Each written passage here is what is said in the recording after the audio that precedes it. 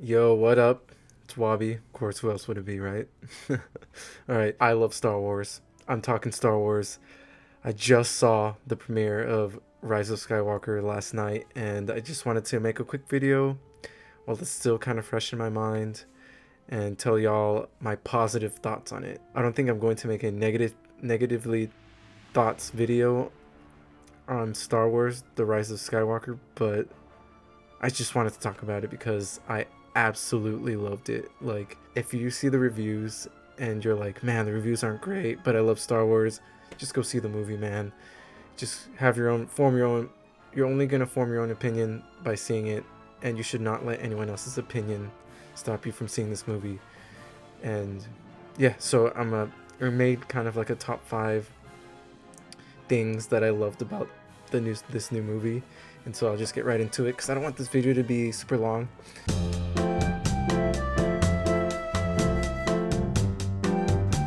All right, so number 1 is the return of Force Lightning and more Force powers. Force Lightning was always the thing that Palpatine has, and the main villain of this saga, really, in this movie is Palpatine.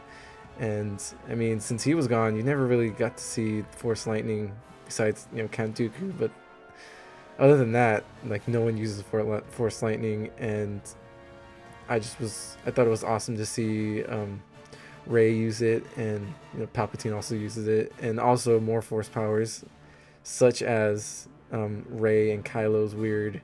I don't know what to call it, but I'm gonna call it like Force FaceTime because they're like FaceTiming, and yeah, all right. And so my number 2 is the return of Lando Calrissian, and I'm going to say that it's a lot of nostalgia, a lot of good nostalgia to put Lando Calrissian back in the movie.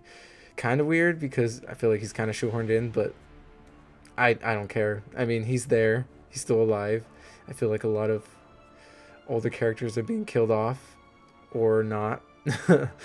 But I even though he was kind of shoehorned in and he wasn't given an explanation, I really like to see Lando Calrissian.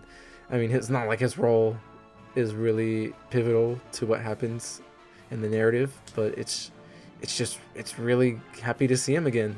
Number 3, I put the buildup of Sith and Jedi. So it's been a lot in the making. The Sith coming together and the Jedi coming together. There being not that many of them left.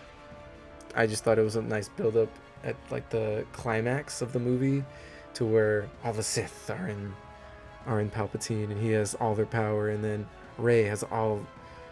She says, "Are you with me?"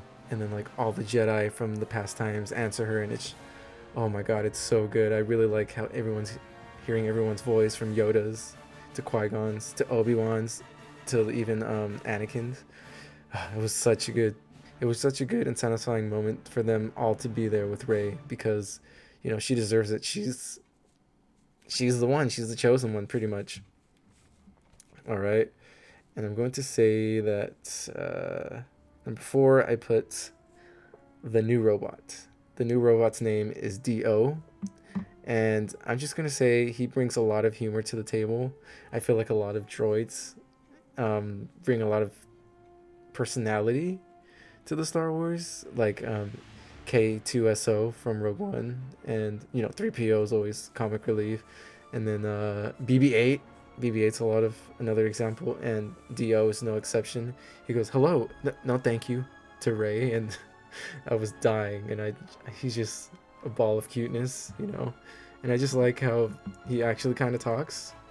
It's just really great, and besides that, I think a lot of the humor in this movie is just spot on, a lot better, a little bit unforced, more so than the other movies, and I really like it. And the last thing I wanted to talk about is Rey's identity, because there's a lot of speculation about who her parents are, and she didn't have a last name like a Skywalker.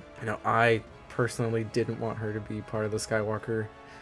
I didn't want her to be part of the Skywalker family, just because I know everything inside the saga is referred to as the Skywalker saga, but I just wanted something new, you know, something a little bit new, and that's kind of what I got. So I was really happy that she wasn't part of the Skywalker family, and even though she was kind of, it was kind of like what? It kind of doesn't make sense, you know. It is what it is, you know, and I like that it's that it sets up that kind of theme, like, oh yeah, she was born with the Palpatine last name, but she doesn't let that define her, you know. And even though when she finds out, she's like, man, I'm destined to be a Sith, she doesn't let that define her.